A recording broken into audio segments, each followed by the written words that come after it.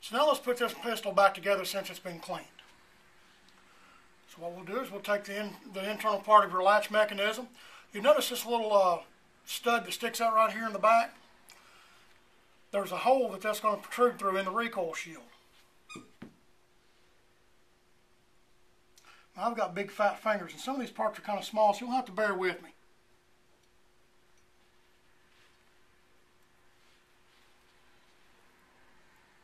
A little coil spring is going to hook on the back of the little stub right here. Push that into place. Then your catch, while you're holding that in place with your finger, we'll flip the gun over. We'll reattach the catch. This is your little thumb latch. This is how you open and close the cylinder on these revolvers.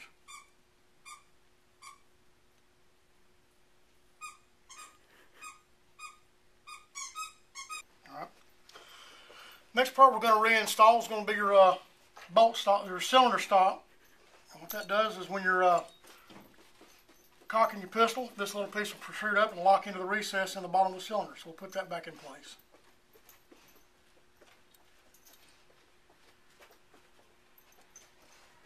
Once it's done over the post, we'll just push that up through the little notch and get it out of the way.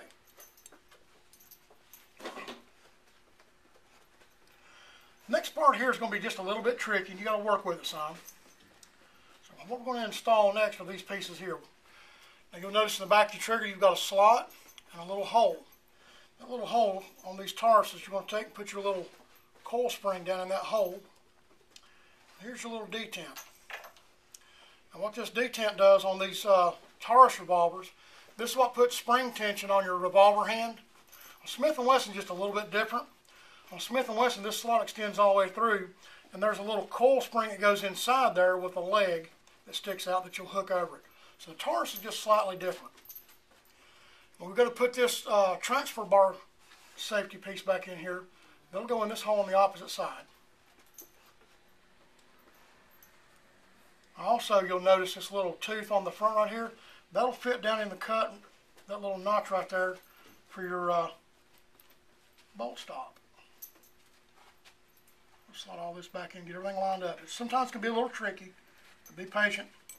You'll get it. Alright. Now what I like to do before I put the revolver hand back in, we'll put the trigger return spring in. It just seems to be a little easier for me. You do it as you want, but there's the hole this little post goes into, and this little tip will fit right up inside that slot. Once that's in place, then you can pull your pin out. On the back of your revolver hand, you'll notice that you have a long post and a short post. The short post will go into this hole. The long post will go against that detent.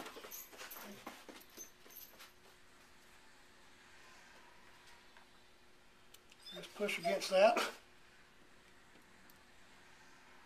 Hold it in place. Now it gets back inside the slot. Next part to go ahead and replace once you have all this back in is going to be, well, you can hear my dog playing with her toy over here. That can be irritating. It's going to be your hammer.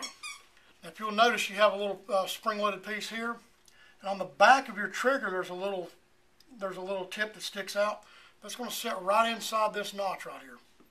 So when you're putting the trigger back over its post, you may want to pull the trigger just a little bit to get your hammer down over the post and get that sliding locked and lined up. Here's my dog. Wait. Okay. Oh, yeah. hold it.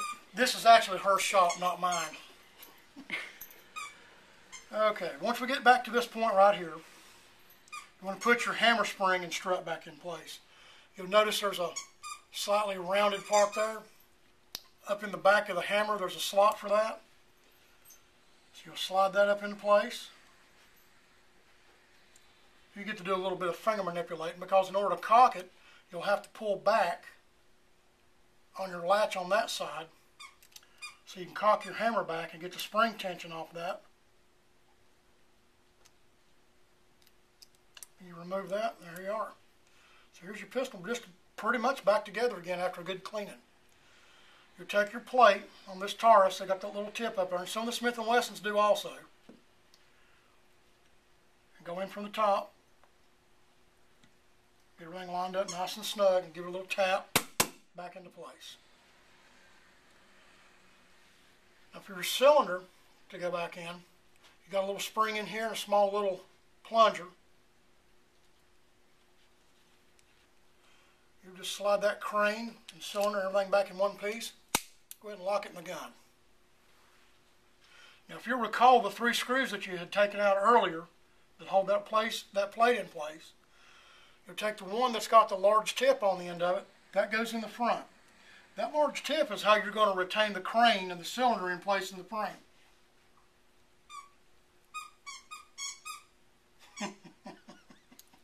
Alright, dog. We know you're here today.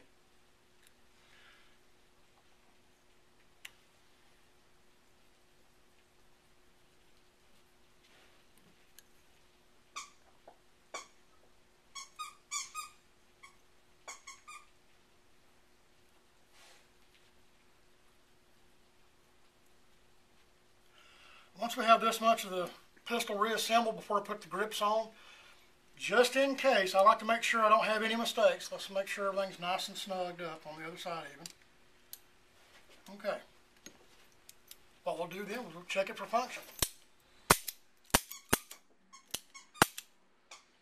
Now we can put the grips back on.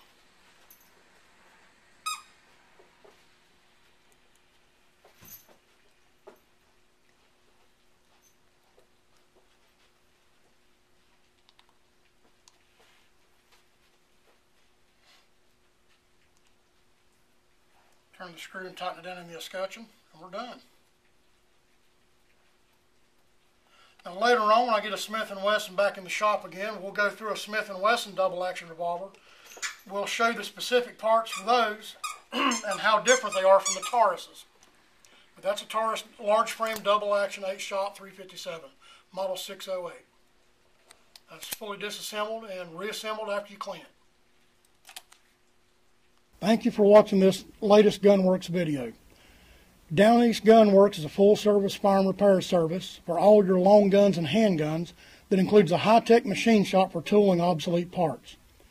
Old or new, if you have a firearm that needs attention, Gunworks can probably fix it, solve it, coat it, and make it work.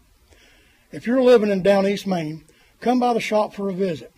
We're located on Route 1 in Harrington. If you live elsewhere, you can reach us by going to the website www.downeastgunworks.com or call in the shop at area code 207-483-2175. If you found this video helpful or interesting, please leave me a comment and rate the video. If you subscribe to my YouTube channel, you'll always know when I've posted something new. And thanks again for watching.